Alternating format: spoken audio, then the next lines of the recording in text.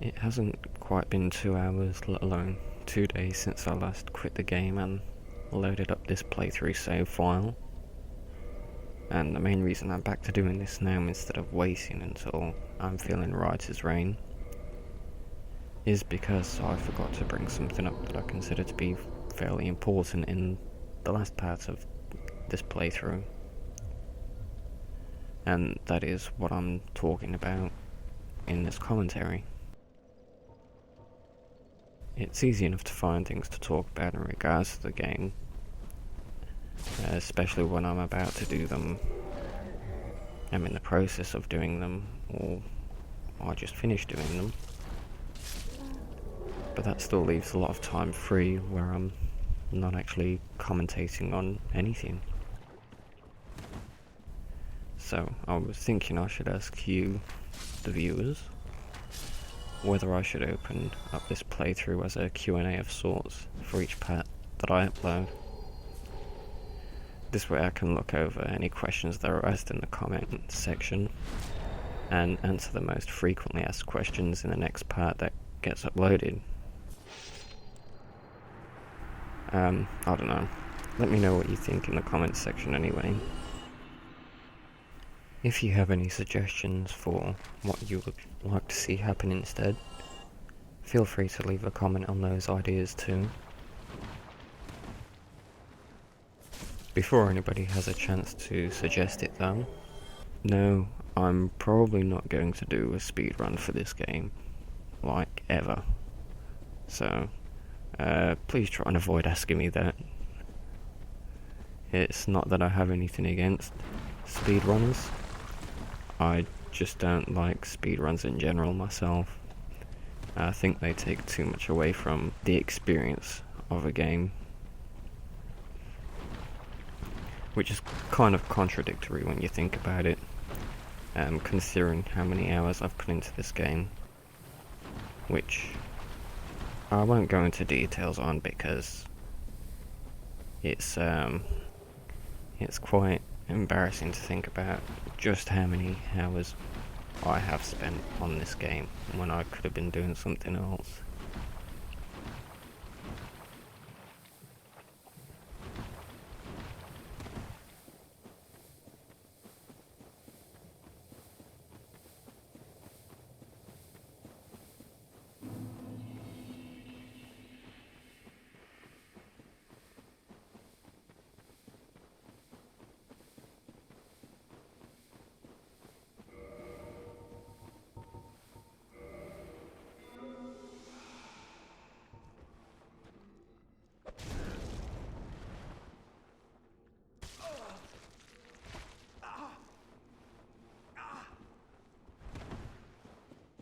Okay, what I was doing there was just getting an egg planted in my face. The reason for that is when the egg hatches, I'll be able to speak with... I'm not too sure how this is supposed to be pronounced, but I'm guessing it's Angie. He's the egg bearer that serves the fair lady. And the reason I want to speak with him while I have an egghead is because he will then teach me pyromancies, and as I haven't decided whether I want to level up intelligence on this build at all, it also leaves open the possibility of getting a second pyromancy flame. Now, to get the pyromancy flame from Angie, you need to have 11 intelligence and have an egghead hatched on your head. Those are the only two requirements for it.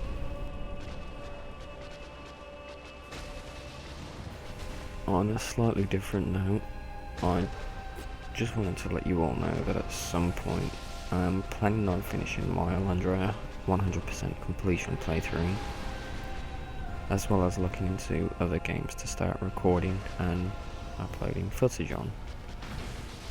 Dark Souls 2 is still a fair way off yet, and even though this playthrough is far from being finished, I highly doubt it will take me several months to finish this up.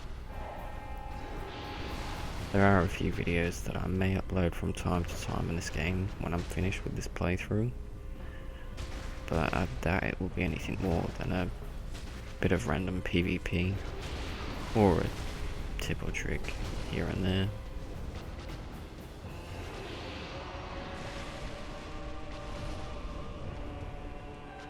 Getting back to this playthrough, some of you may be wondering where I'm going to level each stat to. Now, I haven't worked out the completed stats yet, but I have worked out that I do want to level my vitality to at least 33, which will give me 1404 health with the Ring of Favour equipped. Attunement I'm going to be leveling to at least 16 for 4 spell slots. Endurance will be going to at least 40 for maximum stamina, and may go higher depending on which armor and weapon setups I finally decide to go with. Dexterity will be at 40 for obvious reasons, and strength will be at least 20. I haven't completely decided on just how far I'm going to take this one yet, but 20 will allow me to one-hand the Obsidian Greatsword, Washing Pole, and it will also allow me to use the Dragon Slayer Greatbow. So, leaving everything else at base, faith, intelligence, resistance, that will leave me at soul level 96. So there's still plenty of room for me to decide on where I want to go from there. I just haven't quite worked the rest of it out yet. That's okay though. I'm still a fair way off soul level 96 yet, so there's plenty of time for me to figure that out.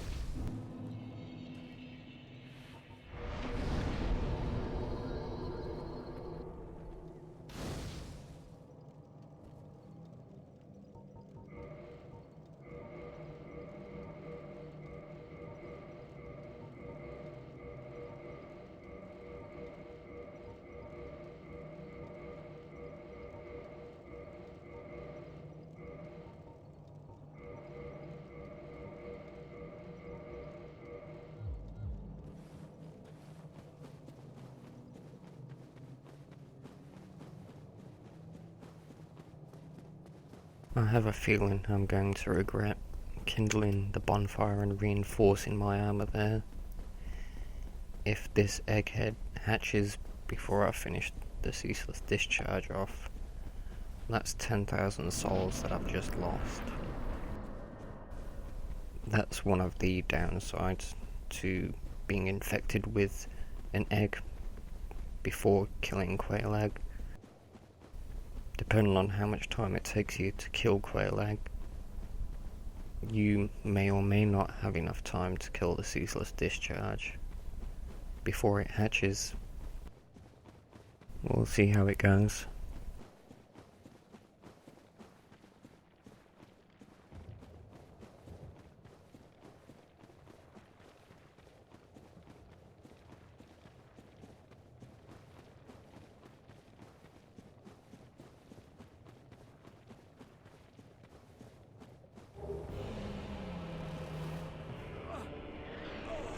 Ah, great.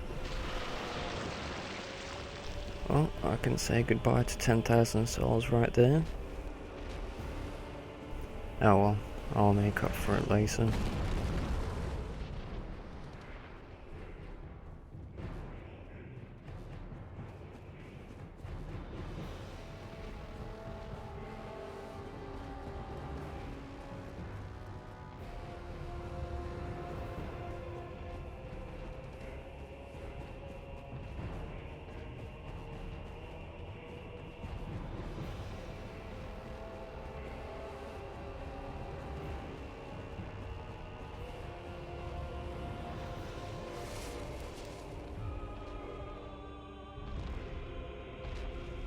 I'll remove my weapon there because it's quicker to attack the Ceaseless Discharge's arm with a fist than it is with a halberd.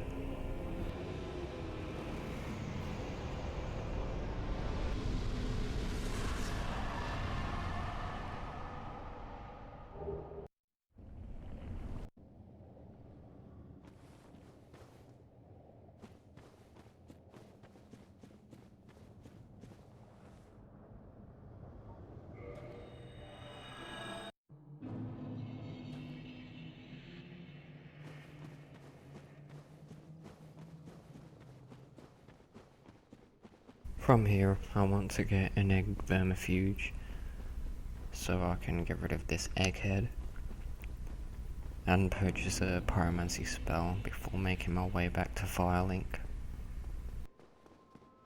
Oh dear. There are a couple of other things I want to get on the way back there, namely the Crimson Armor set and the Firekeeper Soul.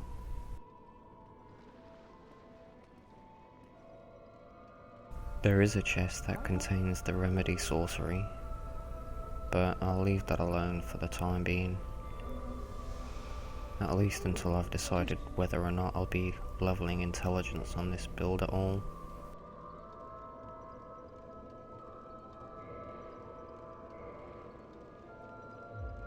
Which reminds me, if I do end up going all the way through New Game Plus with this character and recording it, I might cover the location of each sorcery and miracle while I'm at it. I'm not sure if I will or not yet though. It might be easy to record and compile the locations of each sorcery and miracle into one video, using a character that will actually use said miracles and sorceries. I'll definitely be covering all pyromancy spells in this playthrough though.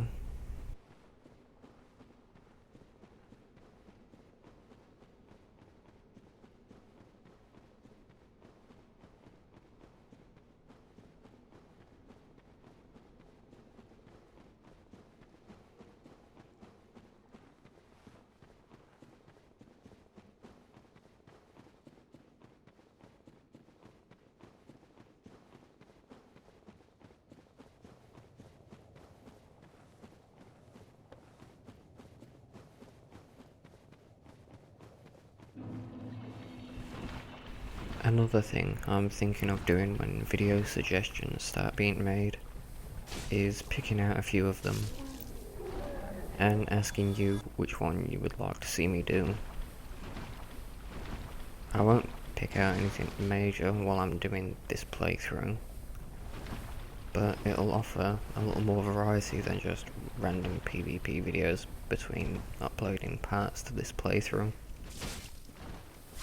So let me know what you think about that in the comments section, and I'll see how I go from there.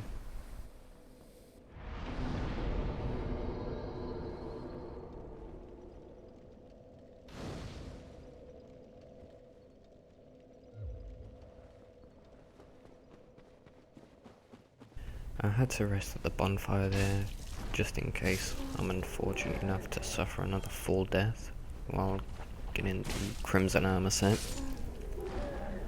Hopefully it won't happen, but in case it does, at least I'll be a lot closer to my bloodstain.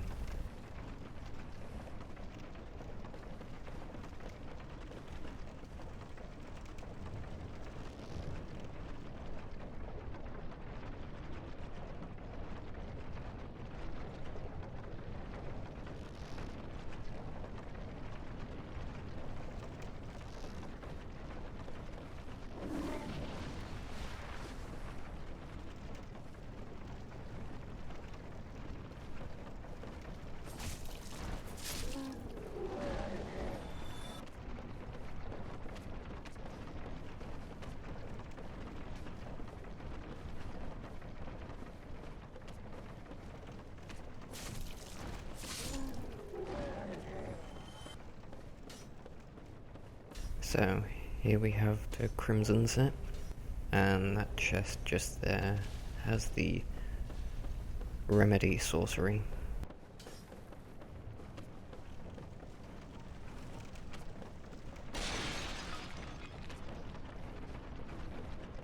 Well, that went smoothly at least.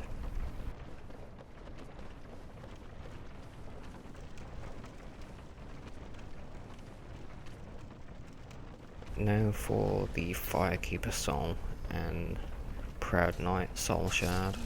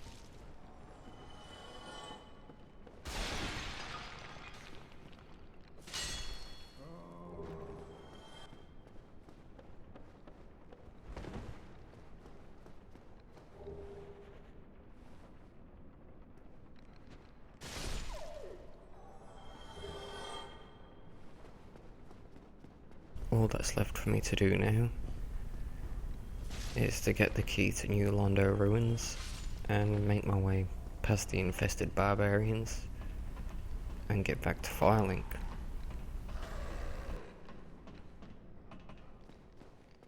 When I do get back to Firelink, Frampt will be there, so I'll be feeding any unnecessary items, weapons and armor pieces to him for a few extra souls. I'll also feed him the Lost Undead Soul Shards for 500 each, as I mentioned earlier on in this playthrough. I might also do a little bit of leveling after that.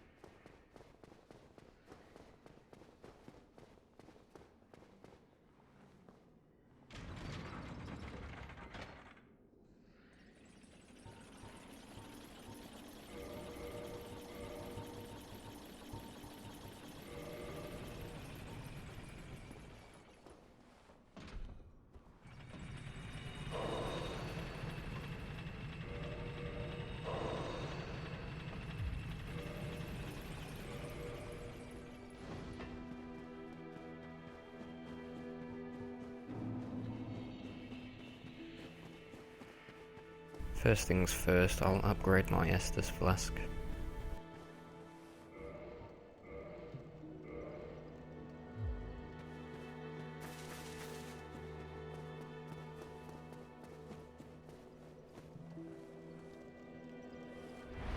Oh, that's right, Donald is here now as well.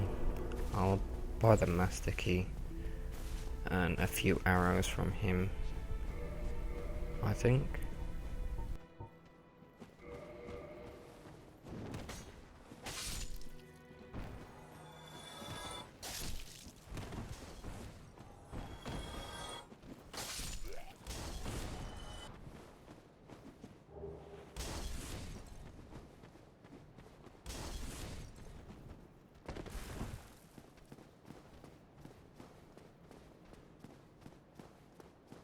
I should.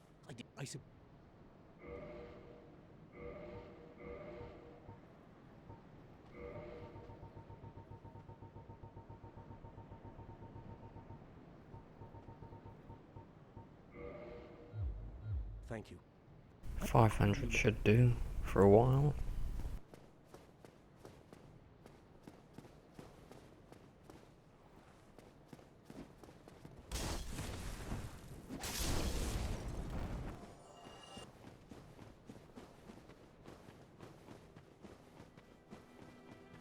I'll go and upgrade my halberd now. It'll be a lot easier to farm Darkwraiths with a +10 halberd than it will be a +5.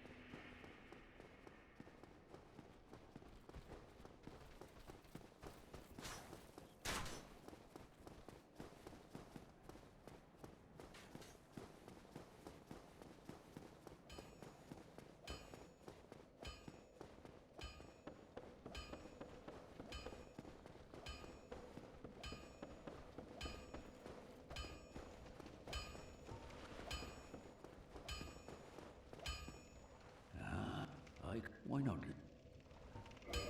My?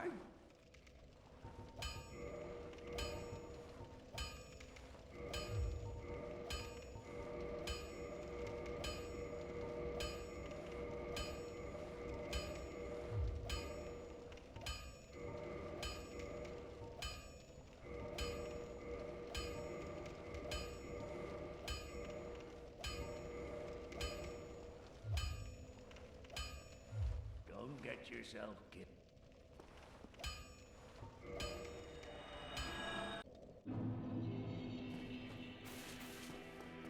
Okay, back at Firelink. Time to talk to Frampton. Feed him my unwanted goods. I'll break down these shards first. For each titanite chunk I get 3 large titanite shards.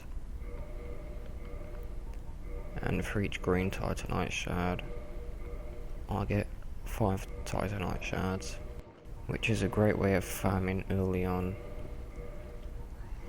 as getting the titanite chunks from Darkwraiths results in 3 large titanite shards each, which works out to be a lot cheaper than what the giant blacksmith sells them for.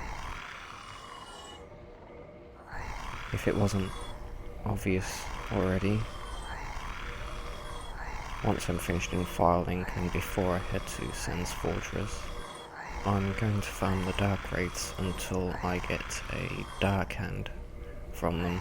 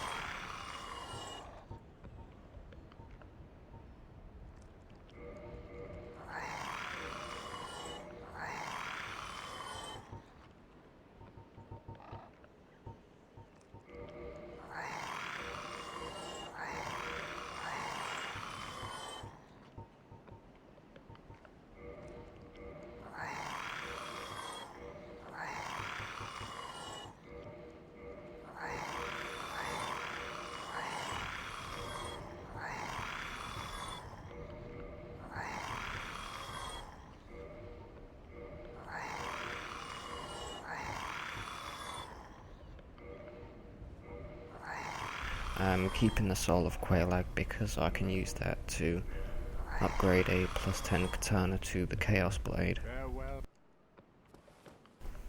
I fed the soul of the Moonlight Butterfly to Frampt for 2 reasons. One, because I don't want a Crystal Ring Shield or Moonlight Butterfly Horn. And 2, because I get more souls by feeding it to Frampt than consuming it, which I believe only gives you 1200 souls instead of 8000.